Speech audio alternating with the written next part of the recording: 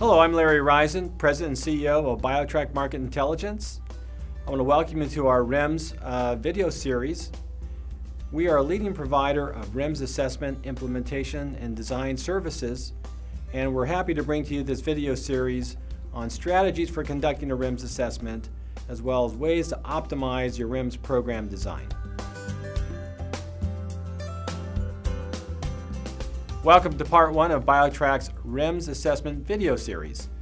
In this video, I'll provide an overview of conducting REMS assessments, discuss strategies for designing a REMS assessment program, and give examples of REMS assessments' domains of interest. Since March 2008, the U.S. FDA has taken action on its new authority under the FDAA Act to require a risk evaluation and mitigation strategy, or REMS, whenever necessary to ensure that the benefits of a drug outweigh the risk. In this video series, we're going to share valuable insights and strategies about conducting a REMS assessment using surveys for key stakeholders. A REMS program, or REMS elements, fall into one or more of the following three categories: elements to assure safe use, healthcare professional communication plan, or patient medication guide and patient package insert. Let's begin with some important but often confused definitions. With respect to REMS, the FDA uses the word tool to describe a process or system designed to implement one or more REMS elements. And in some cases, a REMS element itself, such as a medication guide, may be viewed as a REMS tool. Our three-part video series, of which this is part one, focuses on REMS assessments. What is the purpose of a REMS assessment? To measure the effectiveness of the REMS program or tools in achieving the goals of the REMS, ultimately to improve safe use of medications. In conducting a REMS assessment, the pharmaceutical industry faces several challenges. How do you go about doing a REMS assessment? What are the acceptable and practical methods for patient recruitment and assessment? What are the acceptable and practical methods for prescriber recruitment and assessment?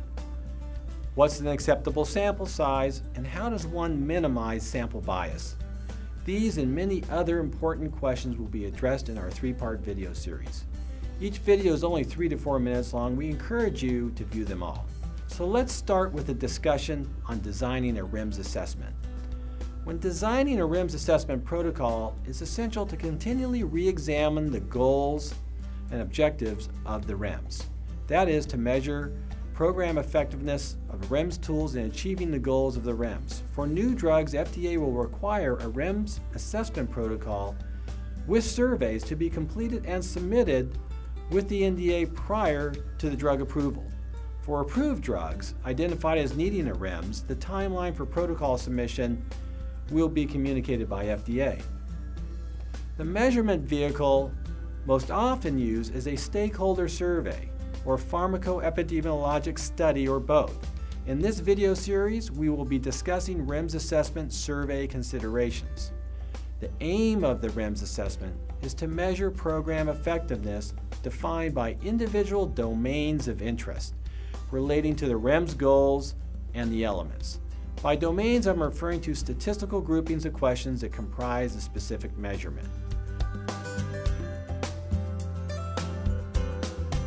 An example of domains of interest for a patient medication guide assessment might include comprehension and understanding of key drug risk, comprehension and understanding of appropriate medication use, actions to be taken in the event of a drug-related adverse event, and distribution reach of the medication guide. Those are all important measures that we typically see in a REMS assessment. For healthcare provider surveys, we may have a similar set of domains to measure effectiveness of a REMS healthcare provider communication plan.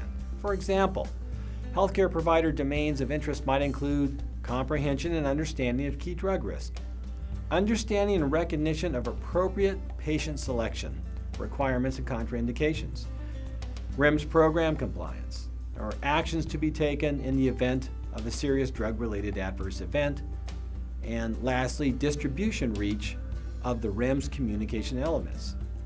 This concludes part one of our REMS assessment video series covering an overview of REMS assessment, protocol development, and survey design considerations. We will continue in videos Part 2 and Part 3 by looking at specific techniques for implementing a REMS assessment, and we'll be sharing learnings from past REMS experiences. Please join us in the Part 2 and Part 3 videos of this REMS series. Thank you very much for viewing this video.